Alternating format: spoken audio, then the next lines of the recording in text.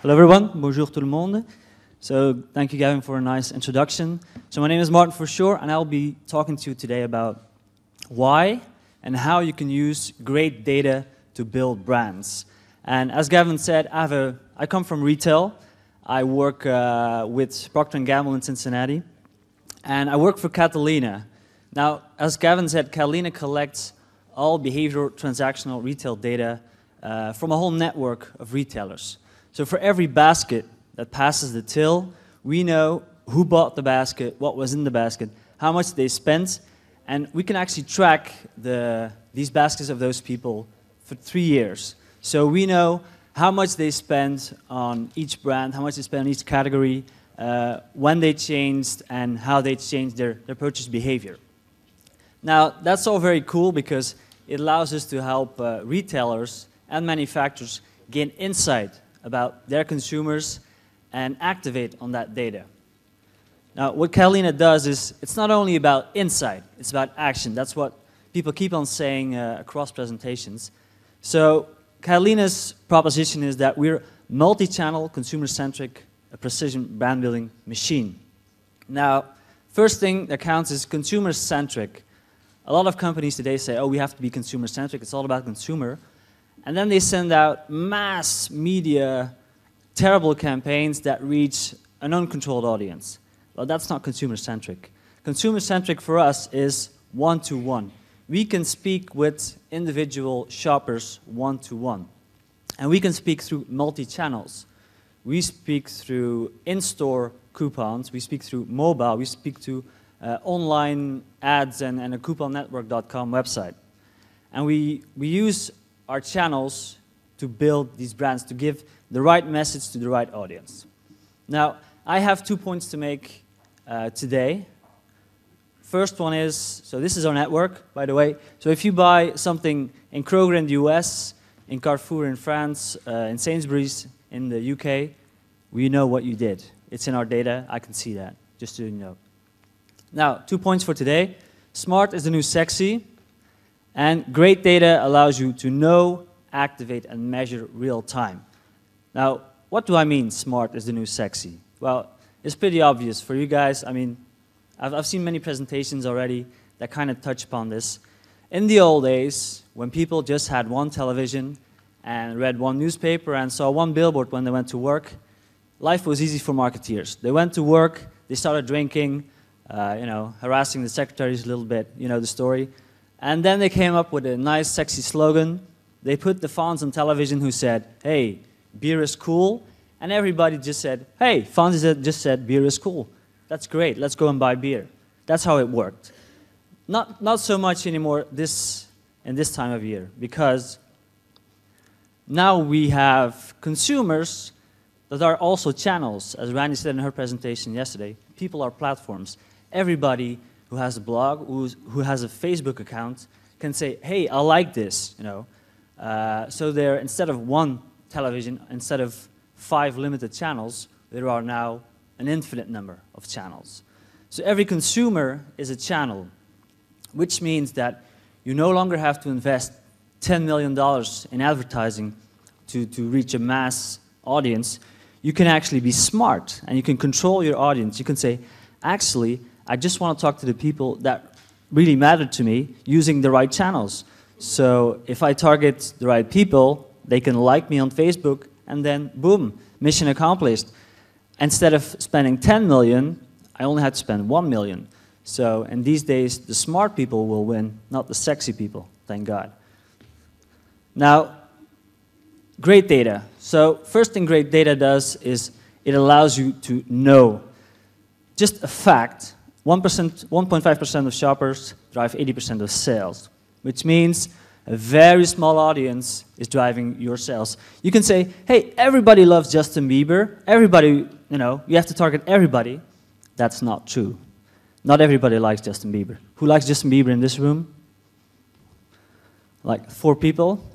Nobody likes Justin Bieber in this room. But that's qualitative, sorry. I'm not going to go there. Now the point is, you have to target your audience. And within your audience, you have to do a little exercise. This is what I do with my P&G brands when I go and talk to the brand managers. we go there and we have a look at, okay, how does my audience look like? And then we see that actually a lot of them are loyals, some of them are switchers, they're buying around, and some of them are new. Now, there's a very different strategy you have to apply when you have this insight. So what about your shopper base? Just a question. Do you know this? You should know this. You should collect the great data that allows you to know how your shopper base looks like. Because if you know, you can do exactly what we were talking about. You can control your audience, control your message. You can have a precision target, message, and channel. And I put mobile because mobile is the future. That's a sure thing. So then you can start a strategy to retain your loyals at a low cost. 50 cents, boom, you got them. Maximize your switchers.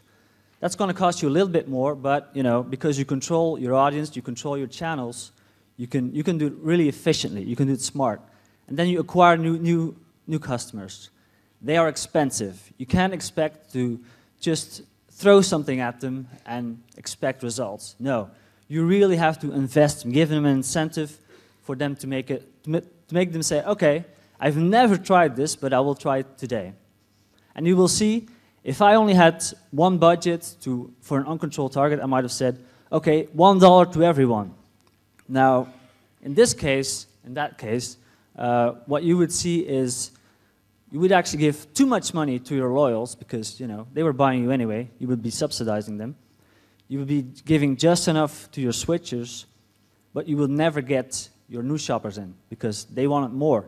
So with a controlled audience, with a controlled budget, you can do magnificent stuff. And you can measure it as well. That's my last point of today. You can measure real time.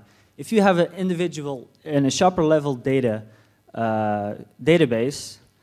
you can activate your consumers one-to-one, and then you can measure real time. So it's very easy.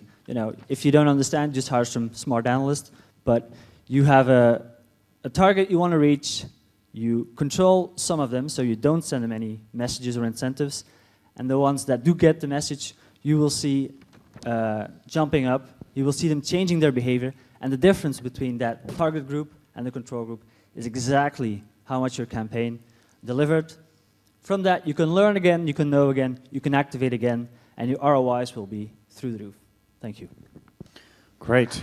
Stay out there. Come over here. Yeah, stand on that side. Okay. They need to see the camera. Okay, I want you to, great presentation, thank you very much. I want you to talk about what Target is doing in the US by targeting people who are pregnant, how they know women are pregnant and start sending them coupons and stuff. I thought that was a really fantastic, fascinating, not necessarily fantastic, but fascinating case study. It was a fantastic case study. Yeah. So that's actually something that happens a lot. So we know that future moms are super value consumers because they will start buying very expensive baby gear. They will start having a bigger family. They will be spending a lot. Now, so what we do is we use that data to do some data mining. So we know who the moms are. So when they come in to buy the pregnancy test or whatever, that's when you start. Or make it more advanced. We see in the past what moms were buying before they became moms. So we track behavior. We can see like, hey, these people are behaving like those other moms we saw. So these people will probably be becoming moms. So that's why we. What did you see? What were some of the things that? Well, they stop buying alcohol. They stop buying certain vegetables. What vegetables did they stop buying? How do you know I don't this? know. I don't know. To be honest, it's the my female analysts who do that because good. I'm not in there. But what else did they stop buying? Like, what were the other trends? They started buying different fem care products. They started buying more healthy stuff, less cigarettes, less alcohol. Apparently it helps. And they were all very sound predictors. And that's why you got the Target case where a teenage daughter. Oh yeah, this is really cool. I mean, I think this is the reason is that do you want me to quickly? Yeah, go for it. So the father has a young daughter, 16 years old. She gets something from Target that says, "Congratulations, you're pregnant."